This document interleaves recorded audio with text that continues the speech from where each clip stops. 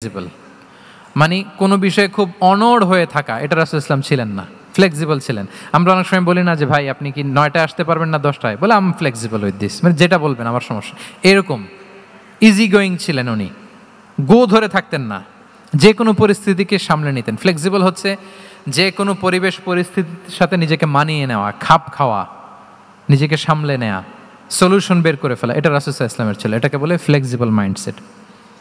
নাজরানের 60 জন খ্রিস্টান পাদ্রী এসেছিল মদিনায় দেখা করতে।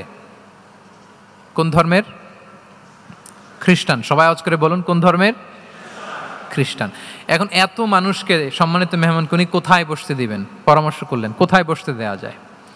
এক সাহাবী বলে আমার কাছে কিছু খেজুর পাতা আছে, ওটা বিছায়া একটা জায়গা করি ওখানে বসি। রাসূলুল্লাহ সাল্লাল্লাহু আলাইহি ওয়াসাল্লাম বললেন না, দামি মেহমান, এটা হয়।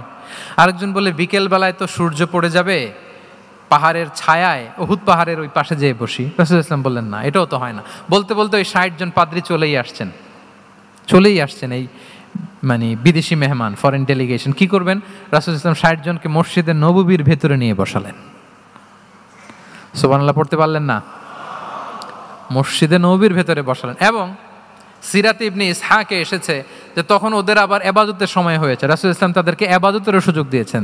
তাদের কিবলা পূর্ব দিকে, তারা পূর্ব দিকে হয়ে 60 জন ওখানে ইবাদত করেছে, তাদের ধর্ম রীতি অনুযায়ী সালাত আদায় করেছে। দেখেন কতটা ফ্লেক্সিবল ছিলেন রাসূলুল্লাহ সাল্লাল্লাহু আলাইহি ওয়াসাল্লাম।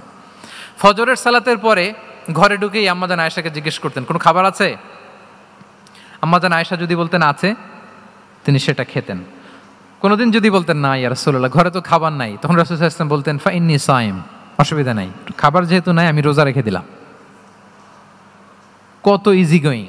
আচ্ছা আমরা হলে কি করতাম বলেন তো? ফজরের পরে ঘরে গেছেন আপনি, বড় সাহেব না, এবার যাওয়ার পরে জিজ্ঞেস করছেন কি আছে খাবার দাও, যদি বলে ঘরে কিছু নাই, কি বলবেন দেখি, কয়েকটা উত্তর আসুক। ফজরে মসজিদে অনেক কিছু করে টোরে ক্ষুধা পেটে ঘরে গেলেন, যে বললেন যে টেবিলে বসে বললেন যে খাবার দাও, এখন বলে যে কিছু নাই ঘরে, কি উত্তর আসবে? এখান থেকে একটা উত্তর আসুক, বলেন কি বলবেন? হ্যাঁ খবর আছে, এই তো। এদিকে বলেন আপনি কি বলবেন? আপনারা আলহামদুলিল্লাহ বলে না, কিন্তু বাসায় বলে না। পিছনে ভাবিরা আছে, এখন কিন্তু রিপোর্ট নেওয়া যাবে সহজে। তো যদি আমরা আলহামদুলিল্লাহ বলি, that is called easy going and flexible mindset. এটাই হওয়া উচিত। খাবার থাকলে খেতেন, না থাকলে বলতেন okay I am fasting, it's not a big deal, ফা ইন্নী সাইম, যেহেতু নাই কেয়ার করবো, আমি রোজা রেখে দিলাম। এরকম ইজি গোয়িং ছিলেন। দেখেন his life was so simple but so special.